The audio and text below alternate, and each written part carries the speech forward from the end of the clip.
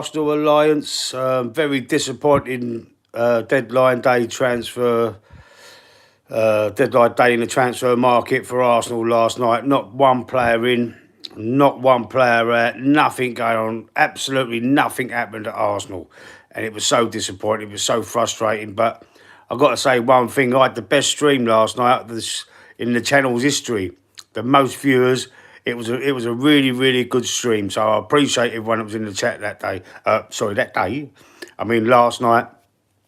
And I've got a load of new subscribers, so hopefully you'll see this stream this morning. So you got to dust yourself down. You got to move on from it. You can't let it ruin your life, because it is very disappointing. The club has let us down.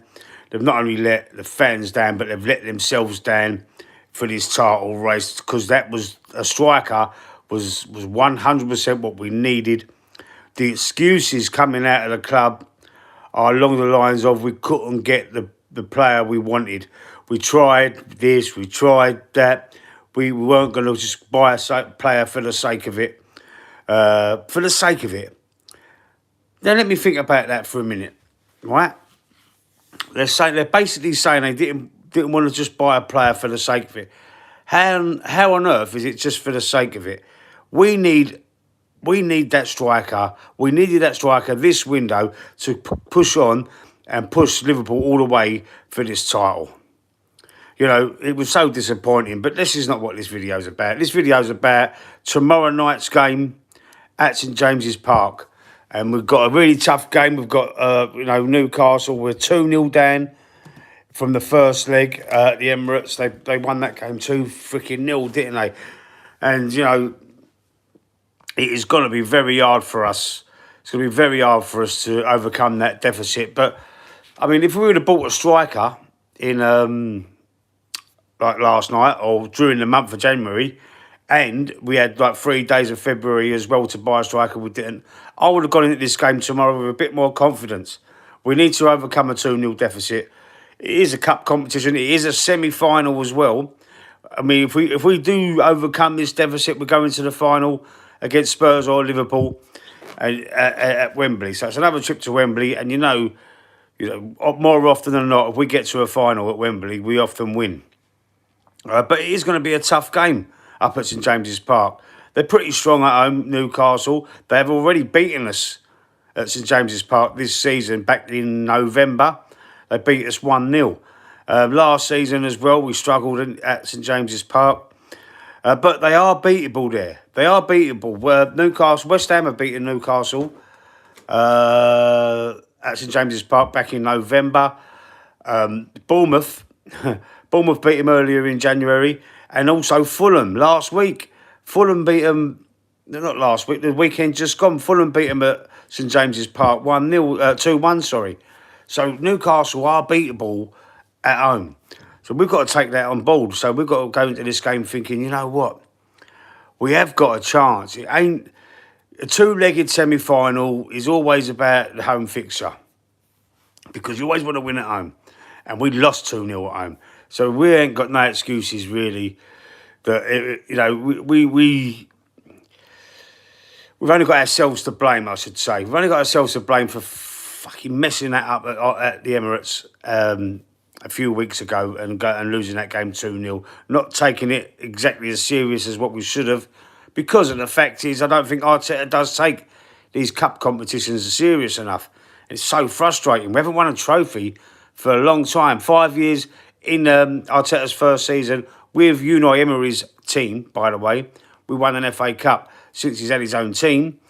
Rebuilt the squad completely. We've done all right, better in the league. All right, granted. But cup competitions for a lot, like this year we went out to Man United in the FA Cup third round, but first round for the Premier League clubs. The season before that we went out to Liverpool. I think West Ham knocked us out of the League Cup last year. We're not taking it as serious as we should. Man United won the FA Cup last year. They won the League Cup the year before that. They're a big team as well. They're bigger than us. They take them cup competitions seriously. Ten Hag, that was. So why ain't Arteta taking them seriously? So we've got to do something. We've got to accomplish. We've got to overcome the odds and win this game by more than 2 goals. I fancy we could get a 2-0 victory out there and take up there and take the game to extra time. So, is there extra time in this game? I know at the FA Cup there weren't no extra time. It went straight to penalties, didn't it? Because that's how we got knocked out, on penalties. I'm not sure if there might be extra time in the League Cup. I'm not sure though. I'll have to check that. But anyway, no, there is extra time because I remember it being said before. I think there is extra time in the League Cup. So after that performance against Man City as well, 5-1 victory, brilliant victory. I was saying that on the stream last night as well. Was that brilliant victory detrimental to the way we performed last night in the final day of the transfer window? Who knows? They might have thought, we could be all right. We haven't got to. We might as well wait till the summer. Maybe. I don't know. Obviously, I don't know how the club think. But, I mean, in my opinion, if we could have made a big statement. We could have made a big statement this transfer window. Absolutely. You got teams like Aston Villa signing 4 or 5 players. You got Man City, of all clubs, signing 4 players. They signed Mamouche earlier on in the window. They signed 2 defenders, and then they signed a Porto midfielder from Porto. Now I can't remember his bloody name now, but Nico something. I think Nico. I can't remember his name properly. But they've signed. I've not seen him play. I mean, don't get me wrong. I have seen him play because they played against Arsenal recently, but can't remember, if you know what I mean. I don't watch it regularly enough to remember the players. Mr. Red, hang on, let me put my glasses on, because I think that's another rude comment that's come in there. I just want to make sure I'm reading it correctly. Okay. All right. Mr. Red Wonder. It's pathetic question in there. You've got nothing better to do. Just surf YouTube and put in comments like that on live streams. You've got nothing better to do. No, I don't think so. Yeah. What a knobhead. What an absolute knobhead you are.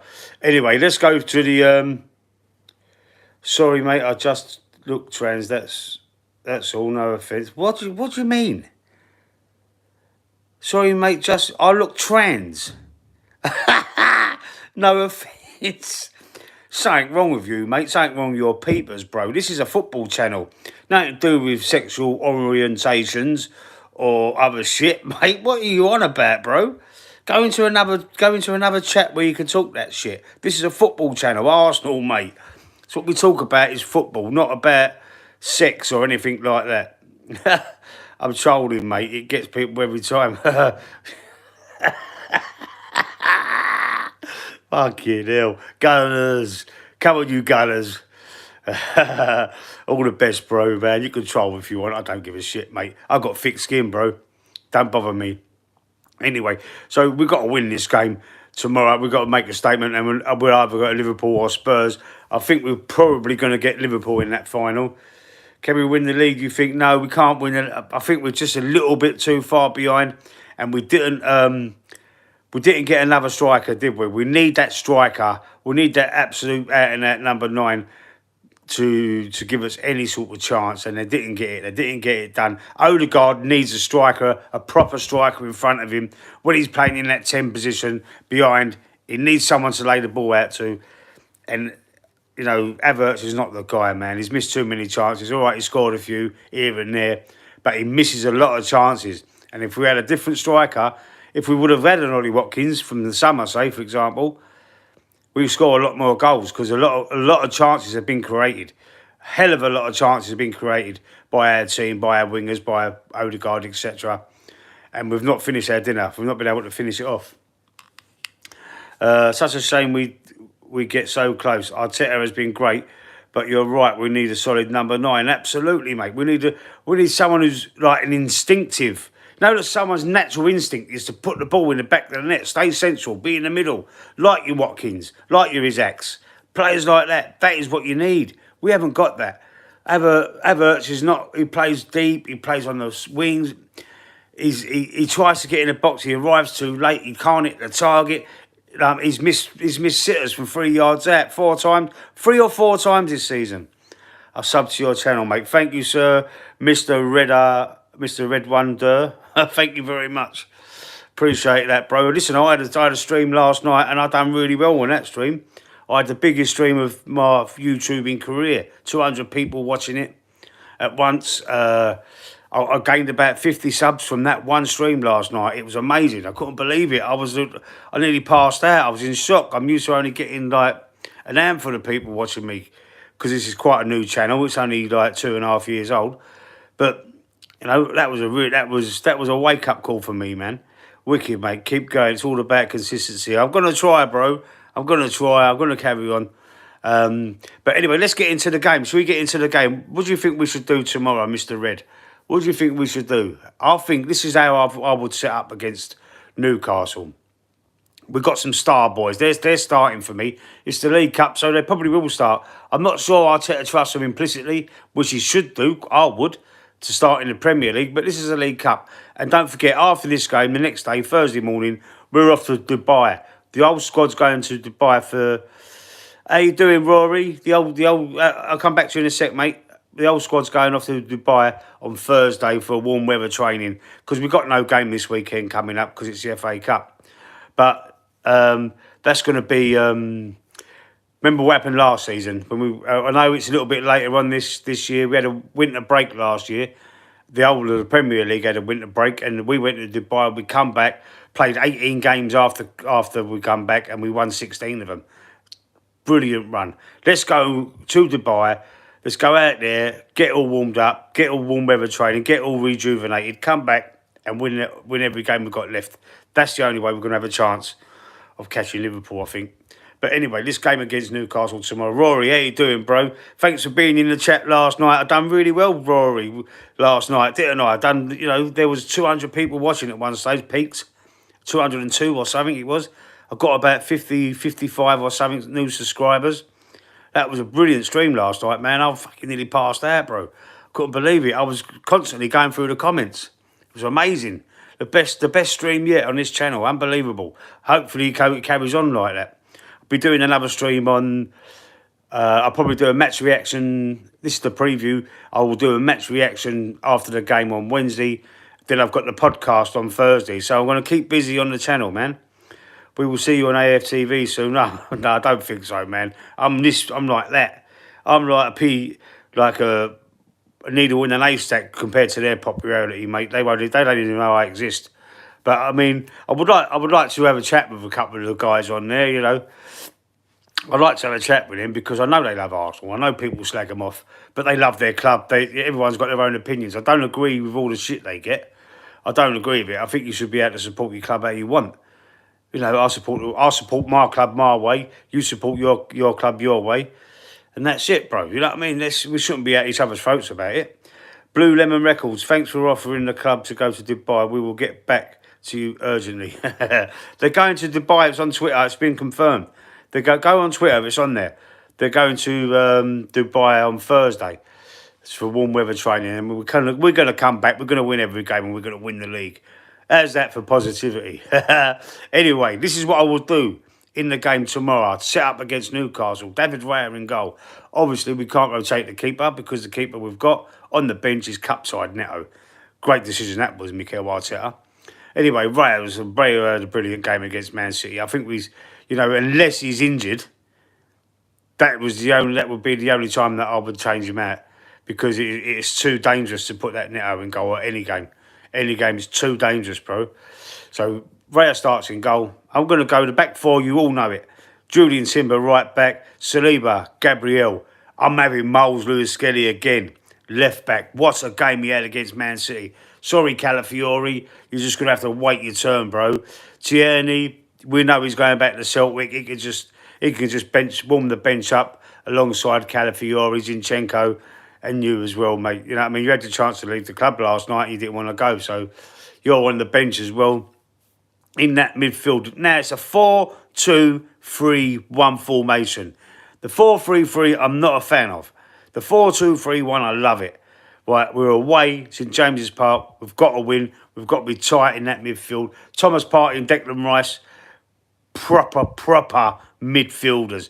Declan Rice, I like him holding. I like him now. He's getting very good at being a number 8 as well. He's getting very good at that, but his game is still that 6, along with Partey, the double pivot there. But then, if Partey does sit, Declan Rice can roam about and join the attack. That's what I like about the 4-2-3-1. You've got the protection with one of the players in front of the back four, and then the other player can roam. When you're in the 4-3-3, you've got that one that sits. You can have that one that sits, but then when you've got one that's roaming about as well, you're susceptible for a counter attack. So I like it when you've got the 4-2-3-1 because there's more up front. There's more, like if Declan Rice goes up, one of the wingers or Odegaard can drop a little bit into the 8 position. It just balances out a bit better for me. I like that formation a lot better. So I've said Declan Rice and Thomas Partey in the double pivot there. On the right hand side of that midfield, the right winger has got to be Ethan Nwaneri. I forgot how you say his name. Some people just say the N silent. You spell it Nwanri. Some people say it's the N silent. Some people pronounce it. I have been pronouncing it Nwaneri, but I've been told, it's a silent N. So Ethan Nwaneri on the right wing. What's another player we've got there? Another baller, another generational talent in Ethan Nwaneri or Nwaneri. See, I can't stop myself from saying it. I mean, the goal he scored against City, he come on as a sub, he come on the field, and he didn't touch the ball. He had a couple of little touches, sorry, and then there was that movement. There was them 30-odd touches Arsenal had. And during all them 30 touches, he's screaming for the ball, lifting his hands in the air. When he does get it, the ball goes over from left to right, goes over. He gets the ball, controls it, proper good, proper close control. Turns the defender, cuts in from the right, sorry about that, on his left foot, top left bins. Bang, 5-1. Unbelievable. Brilliant player. He's got to stay in this squad. He's got to play. He's got to keep his place there. He's got to keep his place there. And I think as well that I normally say that Martinelli and Leandro Trossard, I don't like them both in the same squad. I don't think it works as well. I don't think the squad's balanced enough. But against Man City, it worked, bro. It worked for the first time. So in the number 10, behind the striker, it's going to be Trossard. I'm pushing over Martinelli. I'm pushing him over. The last predicted or suggested team selection that I did, I was putting Martinelli through the middle. But now I'm going to push him over to the left because we need him over on that left-hand side. I don't trust Raheem Sterling enough. I don't trust him. How you doing, silly symbol? I don't know what that is. Oh, excuse me. I can't read that Arabic. Is it Arabic? Maybe, I don't know. But how you doing? Bless up. Anyway, I want Martinelli on that left-hand side. And you know what?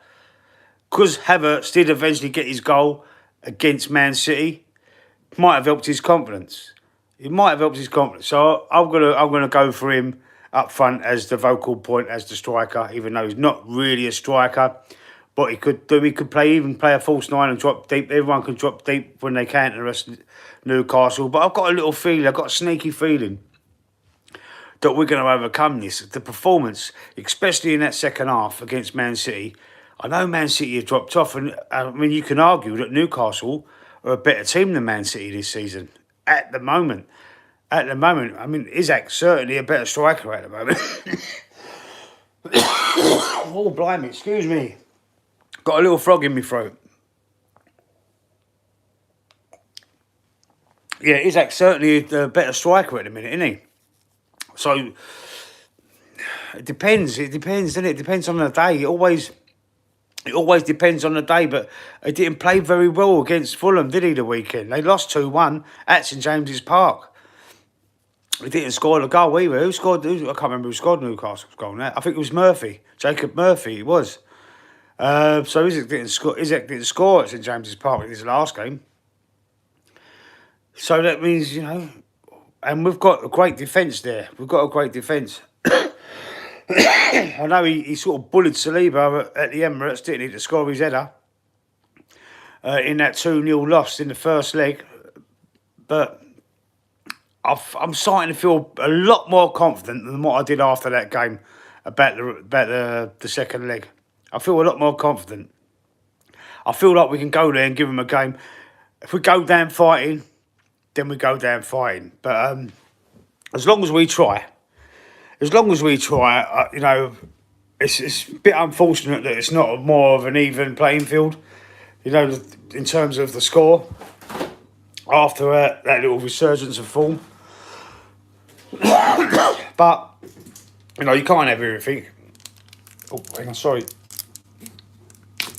Let's get some water.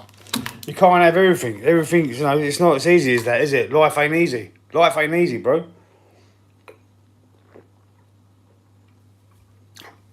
What do you think of the team selection? Anyone in the chat? If you're still there, Rory, Mr. Red is still there. What team selection would you go for?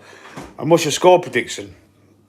What's your score prediction for the game as well? Let's just put it in the chat. Put your score predictions in there. If you feel like, if you can be bothered typing your team selection, type it in there for us, man. In fact, no, that's quite a lot of typing to do, so don't bother doing that if you don't want to. But I'd like to know your score predictions. Or if you're watching this on the replay, put your score predictions in. If you haven't liked it, like it. But let's have a little think for a minute what I thought. I mean, I would have said 2-0 Arsenal and taking the game to extra time. But I'm sort of leaning towards an actual 3-0 victory, Getting the 3 goals that we need to win it outright in normal time. I think we've got a great chance. I mean, the way we played, City, it's unprecedented the way City have fell off. How long's Pep been at City? 8 years or something? 9, is it 8 or 9 years? Something like that. He's been there. Won 6 titles with them, 4 in a row. Great team. They've got some fantastic players. But they've lost Rodri, and it seems like they've collapsed out of recognition. That team cannot pin all their hopes on one player. We was all saying for years, they've got 2 teams that could compete in the Premier League against each other. Man City, the depth of their squad, the quality of their players, they had a player for every position. So, I mean, I can't work that out for myself. I mean, they're big. Man City have over the years have made 2 massive blunders, in my opinion. And what do you think? Put in the comments. What do you think the massive blunders are? The massive blunders are. Let me give you a second in case you watch this on the replay, and then you can give you time to put it in before I say what I think they are. Buying Jack Grealish, paying 100 million for him when they didn't need him. He's hardly used now. And selling Cole Palmer to Chelsea. The 2 biggest blunders Man City have made. If you hopefully before that, there's some other comments in the chat that tells me what you think about it. But I honestly think that's the massive blunders that they've made. We've made a lot worse blunders. Don't get me wrong. I'm not trying to slag them off like that, but I'm just saying they made them big blunders. And I just can't believe the fall off anyway. Mind you, this is about Newcastle, Arsenal, Newcastle, isn't it? Not about Man City. But I just, when you get sidetracked, your brain starts thinking and you go in a different direction sometimes. But yeah, I think we can do it. I think tomorrow night, 8 o'clock at St James's Park, 3-0 Arsenal. You probably think I'm deluded. You think, you get all gassed up because we beat Man City 5-1. Yeah, it's true. It's true. I was gassed up on that victory. Then I was so disappointed last night when we did it. But I ain't going to let it affect me like that. Used to affect me severely. I used to depress me. But I've got to get over that. I can't let it change my life. I can't let it rule my life. But Arsenal, it's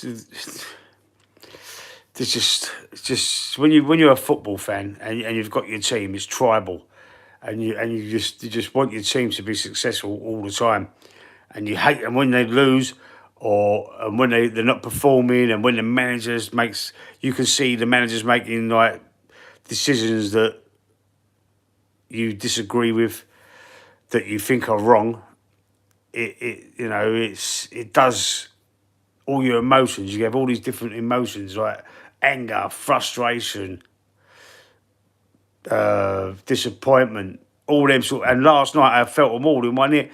And obviously as well, when I see the chat going boss, boss, boss, it sort of cheered me up a little bit. So the chat always cheers me up. Kevin Benson in the chat, how you doing, Crystal Palace fan? No, we didn't. You know we didn't, Kev. We didn't, mate. Didn't buy no one.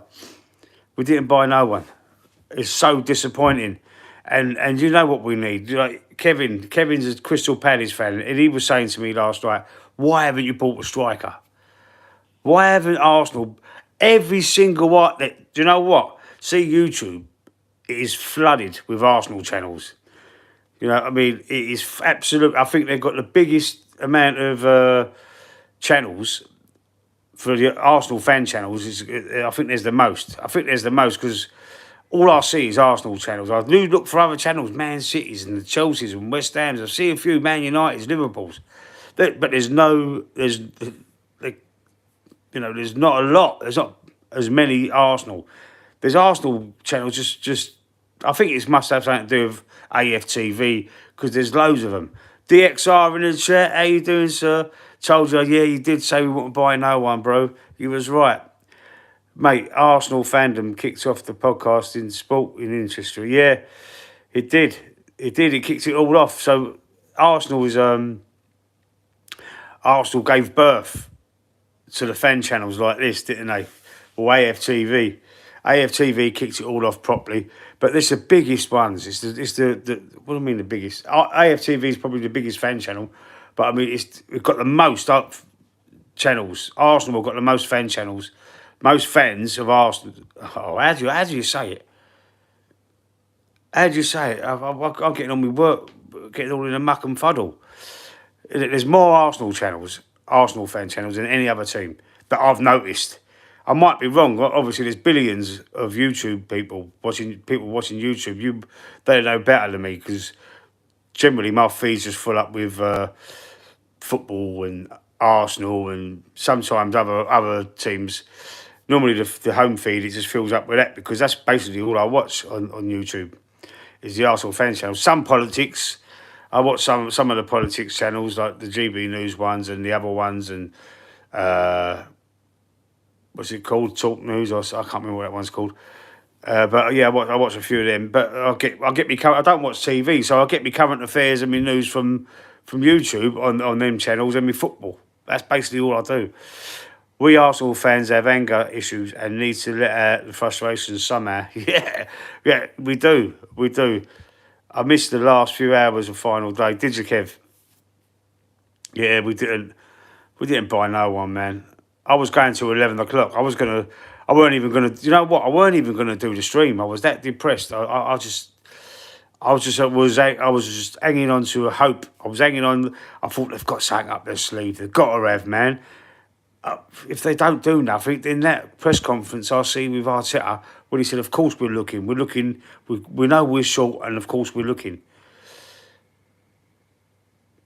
Should have got Tell, minimum. Oh, Matthias Tell, it's something. Yeah, well, it is something. I agree with you there. Maybe we should have. You never know. He might hit the ground running for Spurs and...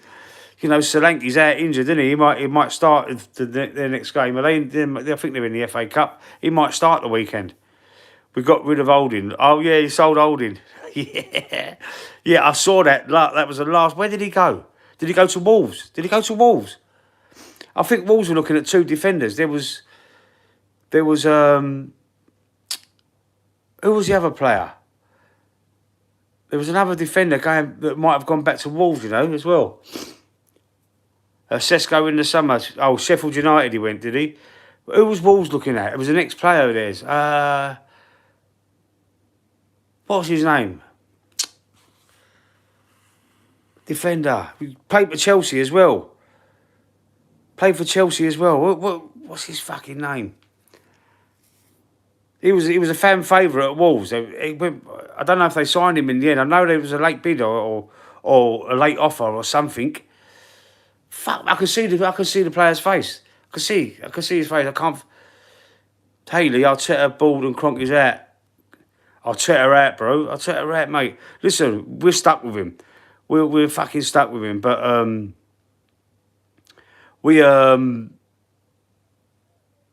if we don't win nothing, if we come empty-handed again, I think it's time for him to go. Absolutely, I want him out anyway. But I mean, the board wouldn't have any choice. They'd have to sack him. They'd have to sack him if we don't win nothing. Did you hear rumours of William potentially back to Chelsea? He went back to Fulham, not Chelsea. He was a free agent, and I think Fulham re-signed him. The XR. I'm sure it was Fulham. It wasn't Chelsea. Yeah, I'm sure it was Fulham. I'll have to double check, but I'm sure. I'm like 99% sure. Unless it fell through at the last minute, but I did hear it. Because he was at Fulham, wasn't he? Then he went to Olympiacos. And then there was like I don't know whether he left or they cancelled his contract or something happened. Yeah, Fulham, see? He went to Fulham, yeah. I thought that was it. But I think, yeah, he was a free agent. So they must have, whether he was only on a short contract at Olympiacos or whether they cancelled his deal or not, I don't know. But he was a free agent. I'm just trying to think who that defender was that Wolves were. Does anybody in the chat remember? Played for Chelsea as well. I'm sure it was Chelsea. English defender. I can't remember who it is, man. It's starting to bug me now. I'll have to check after I've done this stream. I'll have to check it myself if nobody in the chat knows. Don't forget, guys in the chat, man, if you ain't put a like on the video, stick a like on it for us, bro. There's only one like on there at the moment. No, that was that Axel Diazi. No, the player went to Wolves. It went back to Wolves. It wasn't Axel Diazi. I think, yeah, that was. I've got some things written down somewhere. Axel Diazi. No, I threw it away. Shit. He didn't go to Wolves.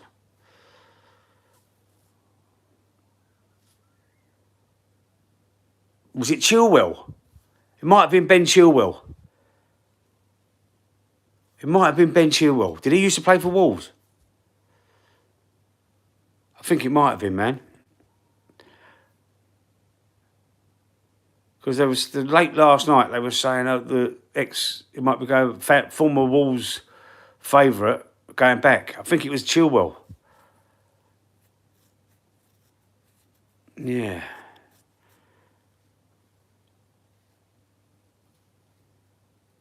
Possibly. Axel Diazi, where did he go? He left. Was he at Chelsea? He left Chelsea, didn't he, for someone? I know Spurs tried to buy Gui from Palace. Kevin, if you're still there. I think did they offer 60 or 70 million for him? I think they offered 60 or 70 million for him. Oh, Palace got Chilwell. What am I talking about Wolves for then? Tottenham tried to get Gui, didn't they? Mark Gui. Did they offer 60 or 70 million for him? Who went back to Wolves then? Yeah, I was going to say, I don't think Chilwell was at Wolves before, was he? Fuck me, my memory's gone. Someone went back to Wolves unless I was so tired, I misheard it. 70 million. But Palace rejected it, mind you. He's a star and he's a good player. I don't think he's worth 70 million though. Is he? How much was Van Dijk? Van Dijk was only about 72 or 3 or something, wasn't he? He's not as good as Van Dijk. But today's inflated prices though, Kev. You know. Today's prices are so inflated, it's unbelievable. Any score predictions? DXR, put your score predictions in the chat, mate, for Newcastle game. Kevin, If you've got any score predictions, let's see if anybody else I recognise in the chat. Static. If Static's in the chat, score predictions, bro. If you're still there, put your score predictions in there for Newcastle tomorrow. I'm going to go out on the limb and say 3-0 Arsenal. I've got a feeling. I think we're going to win this League Cup. I don't care if we get Spurs or Liverpool in the final. I'm probably going to be embarrassed. You clip that and say I said 3-0. We'll probably get done 3-0. Yeah. But I'm going in with a bit of confidence after that City game. A little bit of confidence. I mean, don't shoot me if you like hate me about it. If you think I'm talking bollocks, but yeah, I mean, I know they've got Isaac, and Isaac embarrassed our defence. He embarrassed our defence, didn't he? At the Emirates, really, they beat us. They beat us at St James's Park back in November. You feel 4-1. They beat us, I think it was 1-0, wasn't it, in November, beginning of November? They beat us 1-0 up there in the league. 4-1 Lagooners. Come on, Kevin. Well done. And DXR. I'm saying 3-0. I'm saying 3, but mind you, Isaac, you know, Isaac, he didn't score against Fulham, though, did he? They kept him quiet, their defence. So I think we've got a solid enough to think. I think it might have just had an odd moment at the Emirates. You know, when he got in front of Saliba and scored an header. Isaac is a danger. He really is. He really is prolific. He's better than Ireland, mate. He's better than Ireland. And I'm starting to think... Roy Keane, I said he was being a bit harsh a few years ago. When Roy Keane said he's like a League Two player. Haaland, you know what I mean? He was scoring like 50-odd goals for City at the time. Thought he's been a bit harsh, but... You know, that is all he does. That's all he needs to do, really, to be fair. But that is all he does. He doesn't do anything else. I mean, he had about 3 touches of the ball before he scored that goal. And then after that, I don't think he touched it again. I can't believe Mamouche, the hype around him, and he didn't do that much against Arsenal. Not going to lie, Bundesliga may be a scamming league. I'm only joking. Yeah. I'll tell you what's happened to Bayern Munich. Did he come from Bayern? Yeah, did he come from Bayern Munich, Mamouche? Or no, he didn't come from Bayern Munich, did he? But what's happened out there is since Harry Kane's been there ain't been. Although he's banging in goals, they ain't won nothing. He's took the curse with him, innit he? The Tottenham curse. He took it to Bayern Munich with him. Where did he come from, Mamouche? What was it? Munich? Was it? I don't think it was Munich, you know, because that's why Matthias Tell come from there. Frankfurt.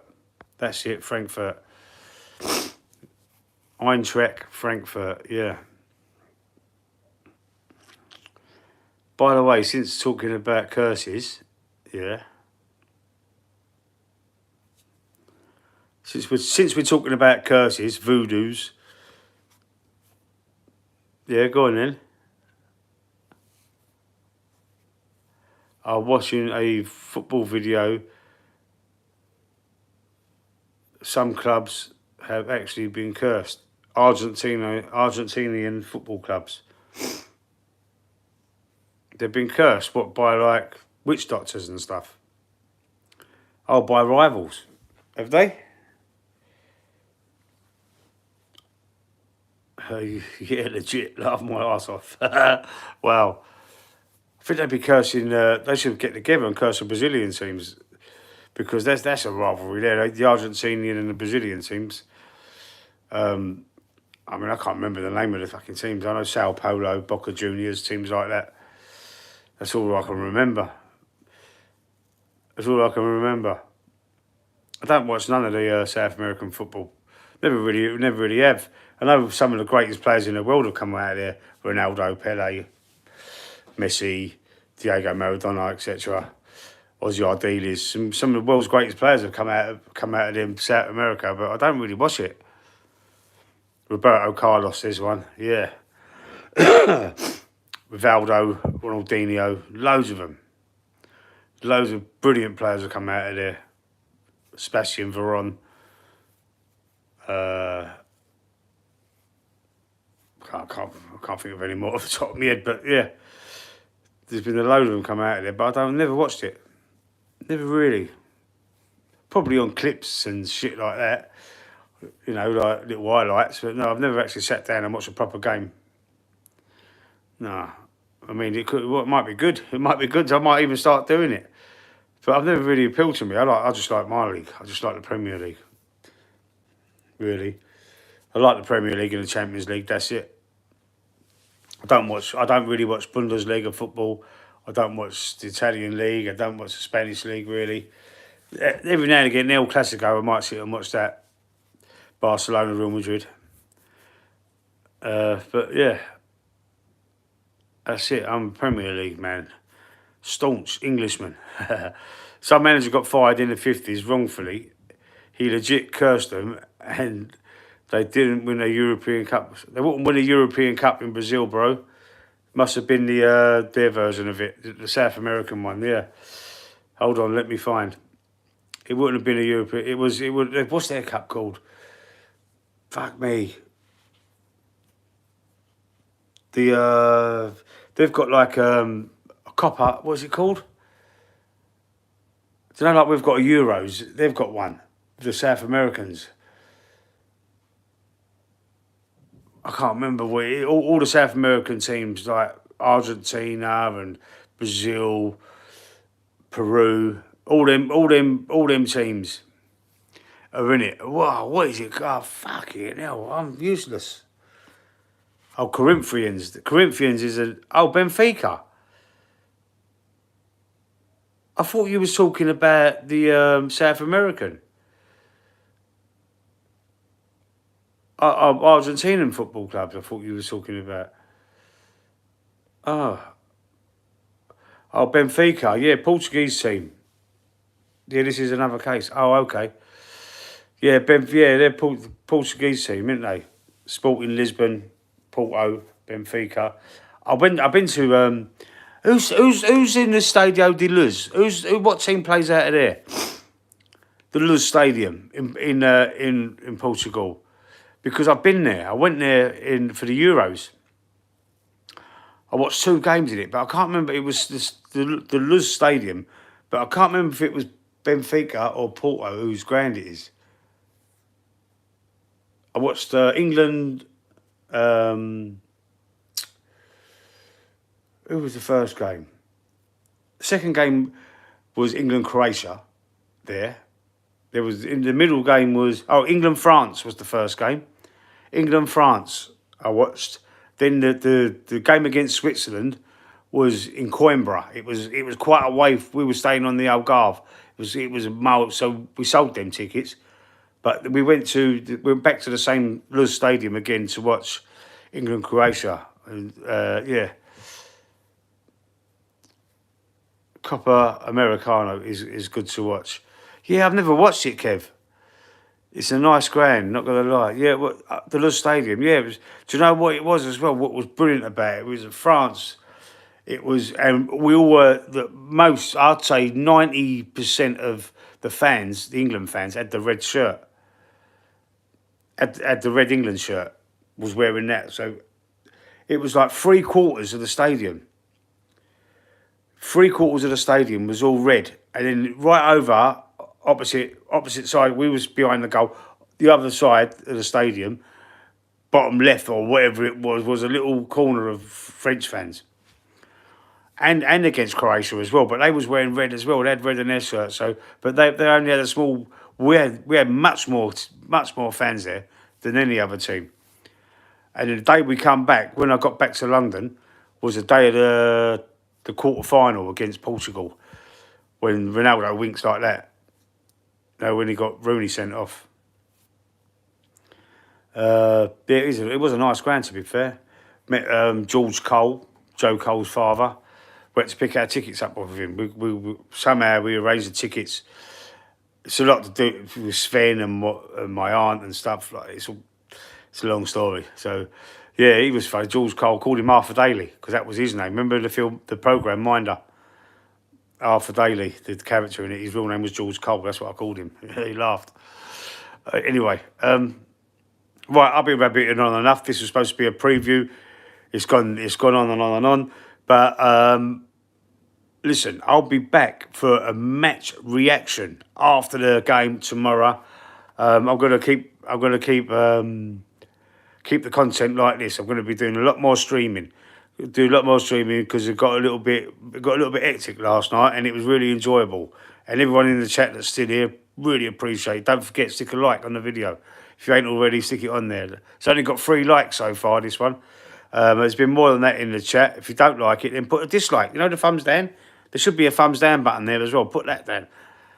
Tick that one. Just a bit of interaction. Whatever it is helps the channel, man, and I appreciate it. Cheers, Kev. Right, I'll see you soon. So you're going 4-1. I'm going to hold you to that when I do my reaction. And you, DXR. You're the only two that's bothered putting in a score prediction. I'm 3-0, 4-1, 4-1. It's easy to remember. And listen, I'll see you on the next one. Laters.